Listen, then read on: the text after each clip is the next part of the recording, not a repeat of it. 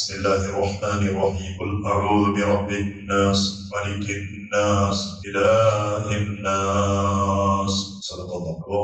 മൂന്ന് പ്രാവശ്യം അന്നാസ് അന്നാസ് അന്നാസ് എന്ന് പറഞ്ഞു. മൂന്ന് പ്രാവശ്യം ആദ്യത്തെ റബ്ബുന്നാസ്, രണ്ടാമത്തത് മലിക്കിന്നാസ്, മൂന്നാമത്തത് ഇലാഹിന്നാസ്. മഹാന്മാരായ മുഫസ്സിരീങ്ങൾ പറയുന്നു ഇത് മനുഷ്യന്റെ മൂന്ന് പ്രായങ്ങൾക്കുള്ള സൂചനയാണ്. റബ്ബുന്നാസ് എന്ന് പറഞ്ഞാൽ ജനങ്ങളെ തർബിയത്ത് ചെയ്യുന്ന പടച്ചവൻ, സംരക്ഷിക്കുന്ന വളർത്തുന്ന അള്ളാഹ്. അപ്പൊ ഈ തർബിയത്ത്, റബ്ബ് എന്ന് പറഞ്ഞാൽ തർബിയത്ത് എന്ന് പറഞ്ഞാൽ മനുഷ്യന്റെ കുട്ടിപ്രായത്തിൽ വേണ്ടതാണ്. നമ്മുടെ മക്കളെ തർബിയത്തിൽ വേണ്ടതുപോലെ അവരെ സംരക്ഷിക്കുന്നു, അവരെ വളർത്തുന്നു. അപ്പൊ അത് കുട്ടിപ്രായത്തിലുള്ള ഒരു പരിപാടിയാണ്. അപ്പൊ മനുഷ്യന്റെ ആ കുട്ടിപ്രായത്തിലേക്കുള്ള, ചെറിയ പ്രായത്തിലേക്കുള്ള സൂചനയാണ് റബ്ബുന്നാസ് എന്ന് പറയുന്നത്. രണ്ടാമത് പറഞ്ഞാൽ മലിക്കിന്നാസ്, ജനങ്ങളുടെ രാജാവ്, മലിക്കായ അള്ളാഹ്, രാജാവായ അള്ളാഹ്. ഇത് മനുഷ്യന്റെ യുവത്വത്തിലേക്കുള്ള സൂചനയാണ്. യുവത്വം ഒരു രാജാക്കളെ പോലെ എപ്പോൾ നല്ല ആരോഗ്യം, നല്ല ആഫിയത്ത്, നല്ല ഹാപ്പി, നല്ല സന്തോഷം. ഒരു മനുഷ്യനെ രാജാവിനെ പോലെ ഉണ്ടാകുമ്പോഴാണ് ഒരു ചെറുപ്പം, മറ്റേ യുവത്വത്തിലാണ്, അവന്റെ ആ ശാന്തമായ ഒരു സമയം അപ്പയാണ്. അപ്പൊ അതിലേക്കുള്ള സൂചനയാണ് മലിക്കിന്നാസ് എന്ന് പറയുന്നത്. ഇനി ഇലാഹിന്നാസ്, ഇലാഹിന്നാസ് എന്ന് പറഞ്ഞാൽ ജനങ്ങളുടെ ഇലാഹായ അള്ളാഹ്. അത് മനുഷ്യന്റെ വാർദ്ധക്യ പ്രായത്തിലേക്കുള്ള സൂചനയാണ്. ഏതാവട്ടെ മനുഷ്യന്റെ ജീവിതത്തിലുള്ള മൂന്ന് ഘട്ടങ്ങൾക്കുള്ള സൂചനയാണ് ഈ മൂന്ന് അന്നാസ് അന്നാസ് അന്നാസ് എന്ന് പറഞ്ഞാലെന്ന് മഹാന്മാരായ മുഫസ്സിരീങ്ങൾ. ഏതായാലും മലിക്കിന്നാസ്, ജനങ്ങളുടെ രാജാവായ യുവത്വം, മനുഷ്യന്റെ യുവത്വം. ഇസ്ലാമിന്റെ ചരിത്രം എടുത്ത് നോക്കിയാൽ യുവാക്കളെ കൊണ്ടാണ് പരിശുദ്ധമായ ഇസ്ലാമിന് ഇവിടെ വലിയ ശക്തിയും വലിയ പവറും അല്ലാഹു തആല കൊടുത്തു. അതിൽ യുദ്ധം നോക്കിയാൽ, യുദ്ധം നോക്കിയാൽ, ഏത് യുദ്ധങ്ങൾ എടുത്ത് നോക്കിയാലും, ഇസ്ലാമിന്റെ ഏത് ചരിത്രം എടുത്ത് നോക്കിയാലും അതിലൊക്കെയും എടുത്തു കാട്ടുന്നത് മഹത്തുക്കളായ യുവ തലമുറയാണ്. മഹാനായ സയ്യിദുനാ മുഹമ്മദ് റസൂലുള്ളാഹി സ്വല്ലല്ലാഹു അലൈഹി വസല്ലം തങ്ങളുടെ കാലത്ത് ഇവിടെ പരിശുദ്ധമായ ഖുർആൻ, പിന്നെ ഈത്തപ്പന മട്ടലുകളിൽ, അതുപോലെ തൊലികളിൽ, അതുപോലെ കല്ലുകളിൽ, അതുപോലെ ചുമരുകളിൽ, അവിടൊക്കെയും എഴുതി വെച്ചിട്ടാണ് ആദ്യകാലത്ത് പരിശുദ്ധമായ ഖുർആനിനെ സൂക്ഷിക്കപ്പെട്ടു. അങ്ങനെ പിന്നെ ഖുർആൻ നഷ്ടപ്പെട്ടു പോകുമോ എന്നൊരു പേടി ഹബീബായ റസൂലുള്ളാഹി സ്വല്ലല്ലാഹു അലൈഹി വസല്ലം തങ്ങളുടെ മനസ്സിൽ വന്നപ്പോ ഈ ഖുർആനിനെ ഒന്ന് ഹിഫ്ള് ചെയ്യണം, കാണാതെ ഖുർആനിന്റെ തുടക്കം മുതൽ അവസാനം വരെ അതിനെ പഠിക്കണം. അൽഹംദുലില്ലാഹ് അന്ന് തുടക്കം കുറിച്ചപ്പോ ഇന്ന് നമ്മുടെ നാട്ടിൽ എത്രയോ മക്കളുണ്ട്, ഹാഫിദീങ്ങളായ മക്കൾ ഹാഫിദാവ് എന്ന് പറഞ്ഞാൽ വലിയൊരു ഭാഗ്യമാണ്, വലിയ ഭാഗ്യമാണ്. അത് ഹാഫിദാകണം, മരണം വരെ ആ പഠിച്ച ഖുർആൻ ഖൽബിന്റെ ഉള്ളിൽ കൊണ്ടു നടക്കാൻ ഭാഗ്യം കിട്ടാന്ന് പറഞ്ഞാൽ അത് വലിയ ഭാഗ്യമാണ്. കോടികളല്ല, അതിനേക്കാൾ വലുതാണ്. ഏതാവട്ടെ ഹബീബായ തങ്ങളുടെ ആ മനസ്സിൽ അങ്ങനെയുള്ള ഒരു പേടി വന്നു. അപ്പോ ഖുർആൻ ഇവിടെ കാണാതെ പഠിക്കണം. ഖുർആൻ ആദ്യമായി ആ ഖുർആൻ ഹിഫ്ള് ചെയ്യുന്ന ചുമതല ഹബീബായ സ്വല്ലല്ലാഹു അലൈഹി വസല്ലം തങ്ങളെ ഏൽപ്പിച്ചത് മഹാനായ സയ്യിദുനാ സയ്യിദ് ഇബ്നു സാബിത്ത് റളിയല്ലാഹു അൻഹു എന്ന സ്വഹാബിക്കാണ്. സയ്യിദ് ഇബ്നു സാബിത്ത് ആദ്യമായി ഖുർആൻ ഹിഫ്ള് ചെയ്യാനുള്ള ചുമതല ഏൽപ്പിച്ചത്. അപ്പൊ ഈ സയ്യിദ് ഇബ്നു സാബിത്ത് തങ്ങളുടെ വയസ്സ് എത്രയാണ്? 18 ആയിട്ടില്ല, 17 കടന്നിട്ടേ ഉള്ളൂ. 18 ആകുന്നതിന് മുമ്പ് അത്രയും വലിയ ഒരു ചുമതല ഹബീബായ തങ്ങൾ സയ്യിദ് ഇബ്നു സാബിത്ത് റളിയല്ലാഹു അൻഹുവിനെ ഏൽപ്പിച്ചു. അപ്പൊ എന്താ പഠിപ്പിച്ചത്? യുവാക്കളെ കൊണ്ട്, ചെറുപ്പക്കാരെ കൊണ്ട് എന്തും ഈ ലോകത്ത് വിപ്ലവങ്ങൾ ഉണ്ടാക്കാൻ കഴിയും എന്നൊരു പാഠമാണ് ഹബീബായ തങ്ങൾ ഖിയാമത്ത് നാൾ വരെ വരുന്ന തലമുറക്ക് പഠിപ്പിച്ചു. സൂറത്തുൽ കഹ്ഫ് എടുത്ത് നോക്കിയാൽ അസ്ഹാബുൽ കഹ്ഫ് അവരാരാ? ഖുർആൻ പറഞ്ഞത് അവരെ കുറിച്ച് ഇന്നഹും ഫിത്യത്തുൻ ആമനൂ ബിറബ്ബിഹിം ഇന്നഹും ഫിത്യ. അസ്ഹാബുൽ കഹ്ഫ് അവരാരാ? അവർ യുവാക്കളാണെന്നാണ്. ഫിത്യ ഫതൻ എന്ന് പറഞ്ഞാൽ യുവാവാണ്. ഫിത്യത്തുൻ അവർ യുവാക്കളാണെന്നാണ് പരിശുദ്ധമായ ഖുർആൻ. അപ്പൊ യുവാക്കൾക്ക് ഇസ്ലാമിൽ വലിയ പ്രസക്തിയുണ്ട്. കാരണം ഈ സമയം എന്ന് പറഞ്ഞാൽ നല്ല ഒരു രാജാക്കളെ പോലെ നല്ല ഉന്മേഷവും എന്ത് പ്രവർത്തനം ചെയ്യാനും നല്ല കണ്ടേടവും നല്ല ആഫിയത്തും ആരോഗ്യവും ഉള്ള സമയമാണ് നമ്മുടെ യുവത്വം എന്ന് പറഞ്ഞാൽ. അതൊരിക്കലും പാഴാക്കരുത്. ഇസ്ലാമിന്റെ ഏത് ചരിത്രം എടുത്തു നോക്കിയാലും ആ ചരിത്രങ്ങളിൽ മുഴുവനും മഹത്തുക്കളായ സ്വഹാബത്തിന്റെ ചരിത്രം എടുത്തു നോക്കിയാലും അതിന്റെ മുൻഗാമികളായ പ്രവാചകന്മാരുടെ ചരിത്രം എടുത്തു നോക്കിയാലും അതിലൊക്കെയും യുവാക്കൾക്ക് ഇവിടെ വലിയ ഒരു പ്രസക്തി ഉണ്ടായിട്ടുണ്ട്. അവരുടെ അധ്വാനമാണ്, അവരുടെ പ്രവർത്തനമാണ് ഇന്ന് നമ്മുടെ ജീവിതത്തിൽ നല്ല റാഹത്തോടെ സന്തോഷത്തോടെ എല്ലാ അമലുകളും ചെയ്തു പോകാൻ നമുക്കിവിടെ സാഹചര്യം ഒരുക്കി തന്നത്. അപ്പൊ അത് വലിയൊരു പ്രായമാണ്. എന്തായാലും മനുഷ്യൻ എന്ന് പറഞ്ഞാൽ ഇവരിപ്പോ ഒരാളിപ്പോ ഒരു 100 കൊല്ലം ജീവിച്ചെന്ന് പറഞ്ഞാൽ 100 കൊല്ലം ഒരാൾ ആയുസ് കിട്ടിയെന്ന് പറഞ്ഞാൽ എത്ര ദിവസം എത്രയാണ്? ഒരു 100 കൊല്ലത്തിൽ എത്ര ദിവസം? 35,000 ദിവസം. ഒരു കൊല്ലത്തിന് എത്ര ദിവസം? അല്ലെ 365. അതിന് 10 കൊല്ലാകുമ്പോ 3650. 100 കൊല്ലാമത്തിനായി 36,500 ദിവസം. 100 കൊല്ലം നടക്കുന്നത് അത്രയല്ലേ ഉള്ളൂ. കൂടുതൽ ജീവിച്ചാൽ അതിനേക്കാൾ അപ്പുറം പോയാലും പിന്നെ ഗിന്നീസ് വന്നു, റെക്കോർഡായി, പുസ്തകത്തിൽ വന്നു. ജീവിക്കൂല, കൂടുതലായാൽ അത്രയാണ്. അപ്പൊ ആ ജീവിതത്തിന്റെ ഇടയിൽ സുബ്ഹാനല്ലാഹ്, ആ ജീവിതത്തിന്റെ ഇടയിൽ നമ്മുടെ ആ ആരോഗ്യമുള്ള സമയത്ത്, നല്ല ആഫിയത്തുള്ള സമയത്ത് ചെയ്താൽ അതിന്റെ ഭാഗ്യം. എന്തെങ്കിലോ പ്രായാന്തത വരെ നമ്മൾ അവരെ വെച്ചാലോ പറ്റൂല, കുറെ വരാൻ പറ്റൂല.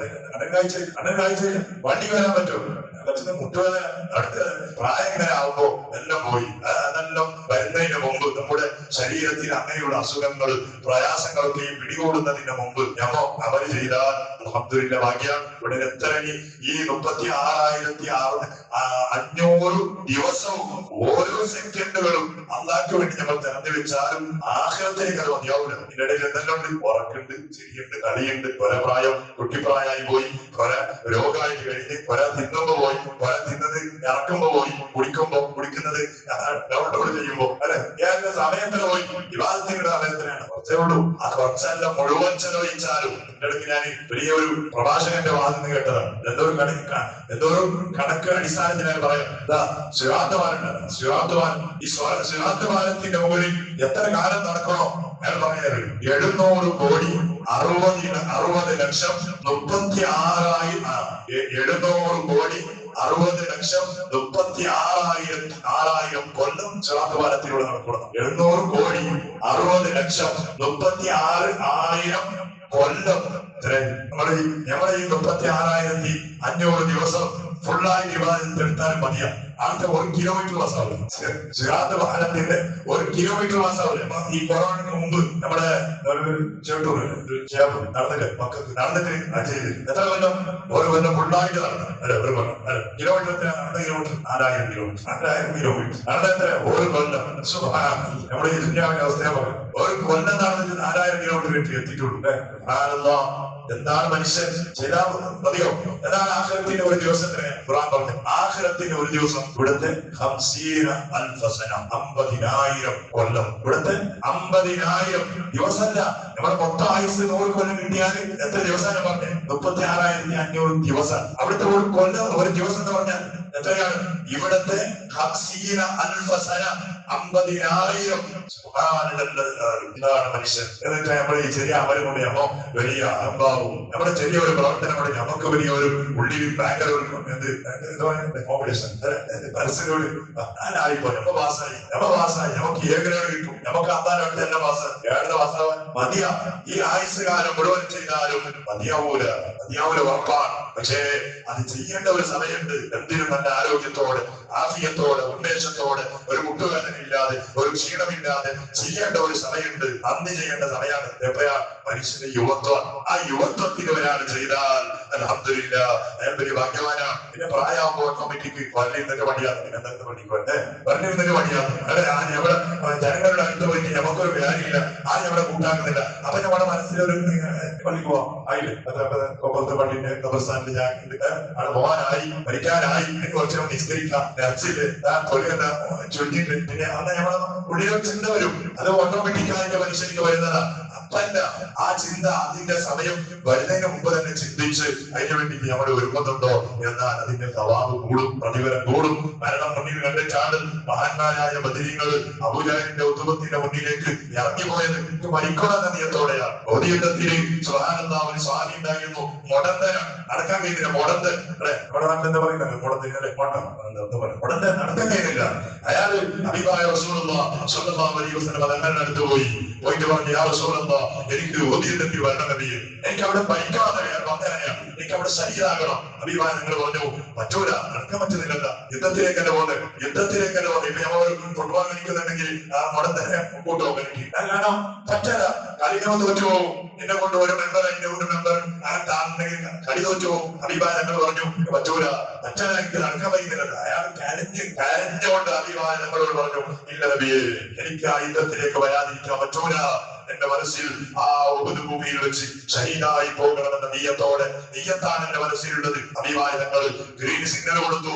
യുദ്ധം കഴിയുമ്പോൾ ആ സ്വഹാബി യുദ്ധഭൂമിയിൽ ഷഹീദായി പോയി. ചരിത്രമാണ്. അപ്പൊ മരണം മുന്നിൽ കണ്ടിട്ട് മരിക്കണമെന്ന നീയത്തോടെ ഇസ്ലാമിന്റെ യുദ്ധത്തിന് വേണ്ടി പ്രവർത്തിച്ചത്, കഷ്ടപ്പെട്ടത്, ഓടി നടന്നത് മഹത്തുക്കളായ യുവാക്കളായിരുന്നു. അതാണ് മലിക്നാസ്. അള്ളാഹു താല നമ്മുടെ യുവത്വകാലത്തെയും ഒരുപാട് നമ്മൾ ചെയ്തിട്ടുണ്ട്. അള്ളാഹു എല്ലാവും നാലാഖിറത്തിൽ അവന്റെ ഫദ്ല് കൊണ്ട് സ്വർഗം കിട്ടാൻ കാരണമാകുന്ന അമലുകളായി അള്ളാഹു സ്വീകരിക്കട്ടെ. നിങ്ങൾ ഒരുപാട് ആളുകൾ നമ്മുടെ പ്രിയപ്പെട്ട വാസിച്ച നമ്മുടെ പള്ളി കമ്മിറ്റി മെമ്പറാണ്. ഞാൻ പ്രത്യേകിച്ച് ആർട്ടിന്റെ വലിയ പ്രയാസമായിട്ട് വലിയൊരു ഓപ്പറേഷൻ വേണ്ടി വരുമെന്നൊക്കെ ഡോക്ടർമാർ പറഞ്ഞിട്ട് ബാക്കാൻ വേണ്ടി പറഞ്ഞു. പ്രചോദനെ നമ്മുടെ ഈ പള്ളിക്ക് വേണ്ടി ഒരുപാട് കഷ്ടപ്പെടുന്ന അധ്വാനിക്കുന്ന ഒരു മനുഷ്യനാണല്ലോ. അതെ, ആരോഗ്യമില്ലെങ്കിലും ദൂരെ നമ്മുടെ പള്ളിയിലേക്ക് ജമാഅത്തിലേക്ക് മറ്റൊക്കെ നടന്നു വരുന്ന ഒരു മനുഷ്യൻ പെട്ടെന്നായിട്ട് അദ്ദേഹത്തിന്റെ അസുഖ വിവരം കേട്ടപ്പോ ബേജാറായിപ്പോയി. നീ സലാമത്ത് നൽകണയോ, കടന്നു വരുന്നത് റമദാനാണല്ലോ, പ്രചോദനെ ആഫിയത്ത് നൽകണയല്ലോ. നിന്റെ ഈ പള്ളിയെ സ്വന്തം വീട് പോലും നിന്റെ പരിസരങ്ങളും ഇതിന്റെ കാര്യങ്ങളൊക്കെയും ആരോഗ്യമില്ലാത്ത സമയത്ത് പോലും